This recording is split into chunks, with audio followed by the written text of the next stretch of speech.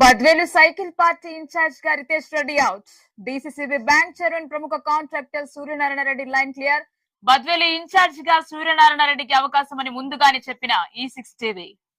బద్వేలు నియోజకవర్గంలో Telugu Desam party incharge మార్పు దాదాపు ఖరారైనట్లు రాజకీయ వర్గాల్లో చర్చ జరుగుతోంది.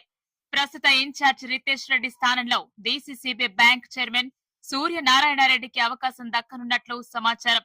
ఇటీవల సూర్యనారాయణ రెడ్డి జన్మదినం సందర్భంగా బద్వేలు ఇన్ఛార్జ్ పేరుతో ఫ్లెక్సీలు వెలుగులోకి రావడం, అలాగే రేపు ముఖ్యమంత్రి పర్యటన సందర్భంగా ఏర్పాటు చేసిన ఫ్లెక్సీల్లో కూడా ఆయనను ఇన్ఛార్జ్ గా ప్రాజెక్ట్ చేయడం రాజకీయ ప్రాధాన్యత సంతరించుకుంది.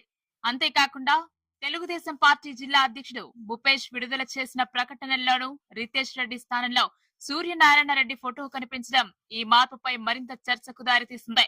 రేపు బద్వేలులో పార్టీ క్యాడర్ తో జిల్లా ఇన్ఛార్జ్ మంత్రి సవిత సమావేశం నిర్వహించనున్నారు. ఈ సమావేశంలోనే సూర్యనారాయణ రెడ్డిని నియోజకవర్గ ఇన్ఛార్జ్ గా ప్రకటించే అవకాశం ఉందని విశ్వసనీయ సమాచారం.